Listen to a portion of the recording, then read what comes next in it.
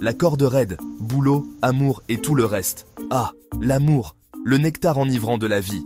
Mais que se passe-t-il lorsque les exigences du travail menacent de gâcher la douceur de vos rendez-vous romantiques? Pouvez-vous vraiment tout avoir, une carrière florissante et une vie amoureuse épanouie?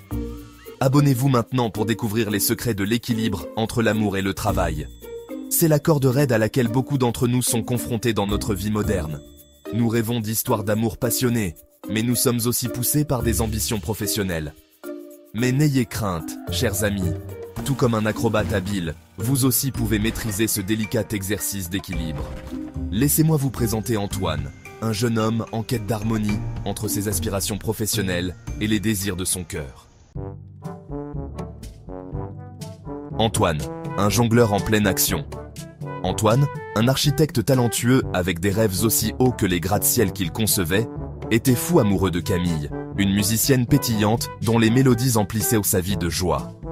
Il aspirait à construire un avenir avec elle, un témoignage de leur amour, mais son travail exigeant le retenait souvent à son bureau, les plans remplaçant les dîners aux chandelles. Camille, compréhensive mais avide de connexion, ressentait souvent le pincement de la solitude, tandis qu'Antoine peinait, son esprit absorbé par les délais et les propositions de conception.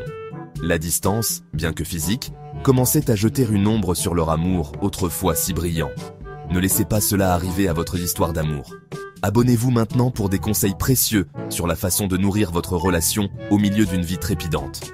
Antoine savait que quelque chose devait changer. Il refusait de laisser sa carrière éclipser l'amour qu'il partageait avec Camille. Déterminé à trouver une solution, Antoine s'est lancé dans une quête pour reconquérir sa vie amoureuse et réécrire son histoire.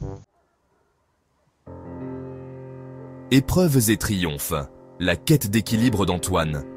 Le premier obstacle d'Antoine a été de reconnaître le problème. Il a réalisé que ses longues heures n'étaient pas une médaille d'honneur, mais une barrière à l'intimité. Il a commencé à fixer des limites, à consacrer des moments précis au travail et d'autres à Camille. Il a commencé petit. Un petit déjeuner partagé avant le début de la journée de travail. Une promenade dans le parc après le dîner. Une escapade de week-end sans appel professionnel ni email. Ces moments de qualité, même s'ils semblaient insignifiants au début, ont commencé à tisser une nouvelle toile de connexion entre Antoine et Camille.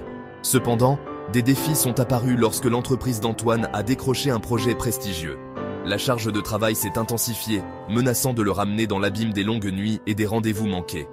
Cette fois, Antoine était préparé. Il a communiqué ouvertement avec Camille, s'assurant qu'elle se sentait incluse et valorisée, même lorsque sa présence physique était limitée.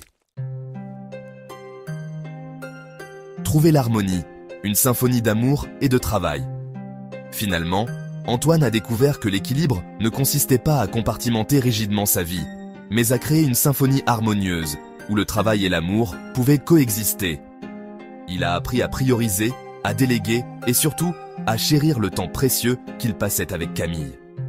Sa carrière a continué à prospérer et son amour pour Camille s'est approfondi, leur lien renforcé par les défis qu'ils avaient surmontés ensemble. Rappelez-vous, vous aussi, vous pouvez tout avoir. Abonnez-vous maintenant et rejoignez notre communauté de lecteurs qui découvrent les secrets d'une vie épanouie, tant en amour qu'au travail. L'histoire d'Antoine nous rappelle que si la corde raide de l'équilibre entre le travail et l'amour peut être difficile, elle n'est pas impossible. Elle exige un effort conscient, une communication ouverte et un engagement à nourrir les deux passions. Après tout, à quoi bon une vie de réussite si vous n'avez personne avec qui la partager ?